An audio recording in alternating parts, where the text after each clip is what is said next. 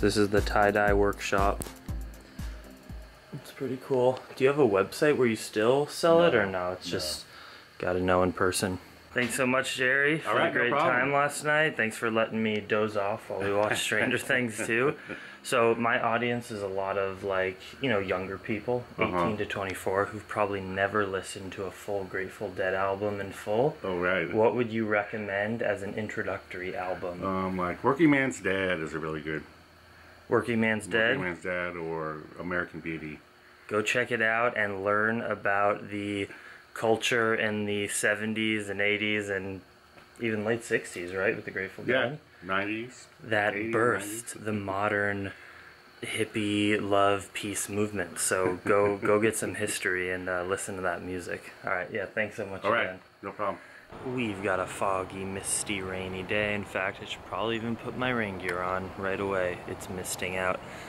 Leaving the Deadhead Shrine Zone. Had a great time with Jerry. I'm headed to Port Orford today, where I have absolutely no plans or places to stay. It's actually pretty warm outside, which is wonderful, but wet, and yeah, I'm getting tired. I'm starting to feel tired just of riding. I need a day off, but I don't want to give myself a day off because I have a deadline. So we're getting into interesting times. That's all I'm gonna say. But I'm excited. I'm excited to get on the bike in the morning. It's hard to do extra work after that.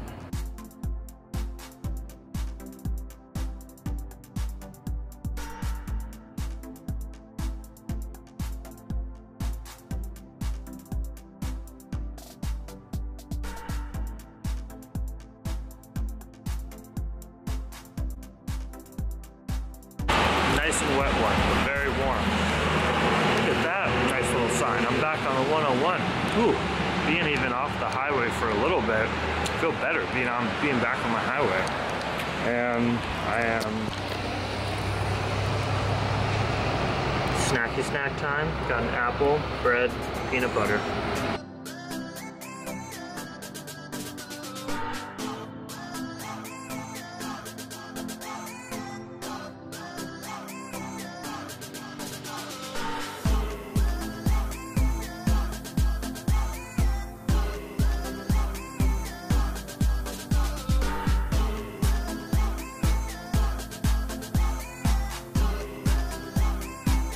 15 more miles on this very pruny finger and feet day.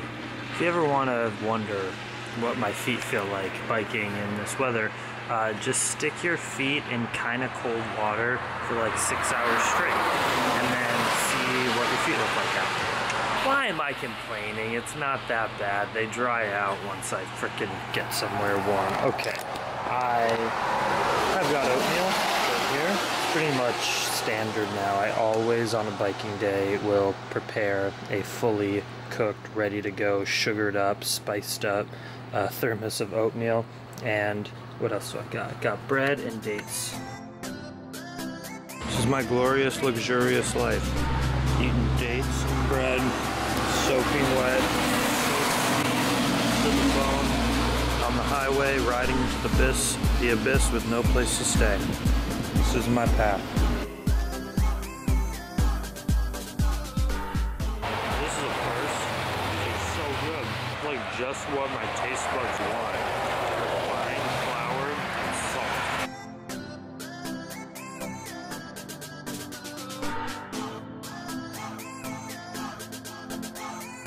salt. This is a pretty good one, guys. You ready for this? Okay. I get so excited every time something incredible happens to share it with you. So I went around to 4 houses, got no's from 4 nice people, but just said, sorry, no, you cannot sleep in my house. I don't know who you are. I was getting cold, got to be about 4 o'clock. It starts getting like dark at 5 o'clock now, so I was a little bit like, oh, come on, I need something to pull through. And I go over and see that there's a co-op grocery store and it's closed, but in the back there was a light. So I followed that light because my life is like a movie. If things are kind of like, ooh, there's a clue, it's probably there for a reason. So I go over to the back of the food co-op in this small town of Port Orford, And I knock on the back door, and a very, very nice woman named Lori is there, and I tell her about my situation. She says, I know exactly the people to call, gets out her phone, calls 2 friends, say, hey, I got a cyclist, he's very nice, you want to host him? And they said, yes, of course. They live right around the corner, and now I am on a farm of 2 lovely people who used to be river guides and have a tiny house where they host their friends and cyclists, and they have a garden with fresh organic beets and vegetables and apples and all the stuff. And that's where I'm staying tonight. And I have my own pad. This is my own little tiny house. And there's a heater in there and a bed.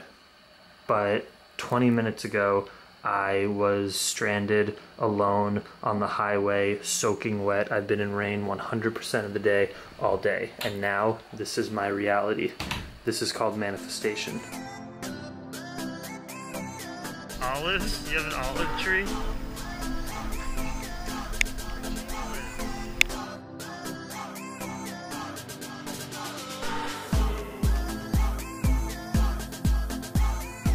Never heard of a ground pear. Oh, you got cone. Interesting. And a friend, Oregon. We're right there. Right now, everyone. That is way south. Oh my gosh. I'm almost done with Oregon. Yeah, come on. Give me a bread taste selection of your homemade breads. Yeah, tell us. Tell the people. Tell the people. What do we got here? We got homemade bread. Got homemade bread, and we have, look at these gorgeous homegrown beets. Is that a turnip or a beet? It's beet. That's a beet. It's a white beet. Can't wait to see what it looks like inside. We're gonna roast those up. Kathy, I told you that she's trying.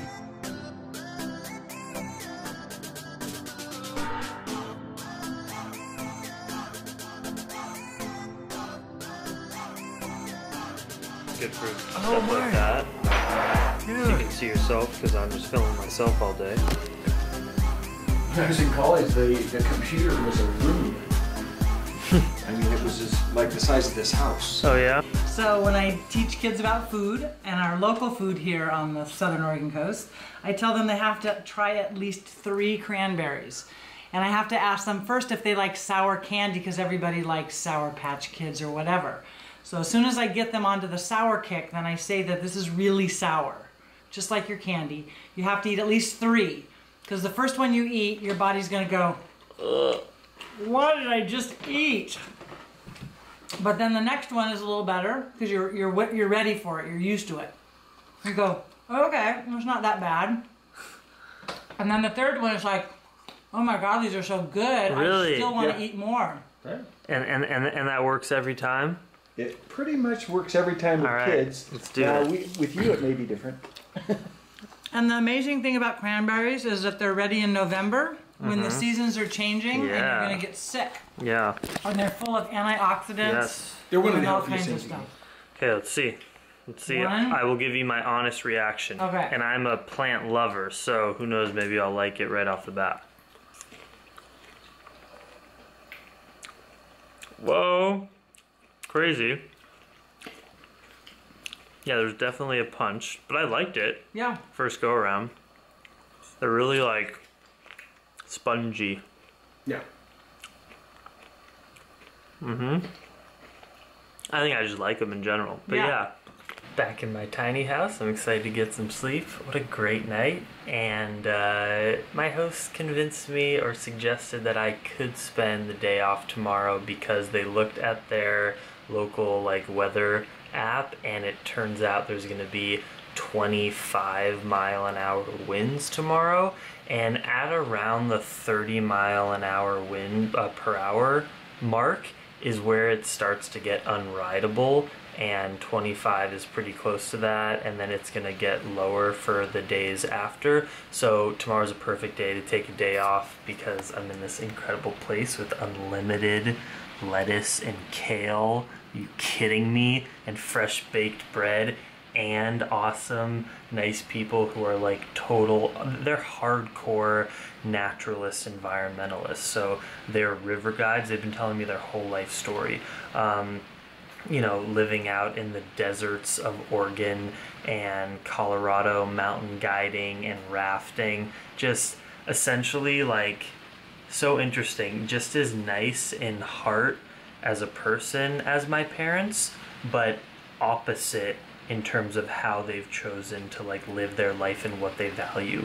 My parents love the cities, work in like entertainment and stuff like that, and don't grow food and don't cook it all, whereas these people choose to spend their life cooking their food and growing their food and spending time in nature. We are all different. We are all one. We're all brothers and sisters, and we're all connected. But it's so beautiful because we can all uniquely bring our own vibe into the party, into the puzzle of unity and of interacting. So it's so much fun for me to get to hang out with different people all over the world. And so yeah, taking a day off tomorrow. It's been like 5 or 6 days in a row on the bike. I need it. And just a couple more days in Oregon. It's getting windy already. Much love, Dream Extreme. I need rest so bad.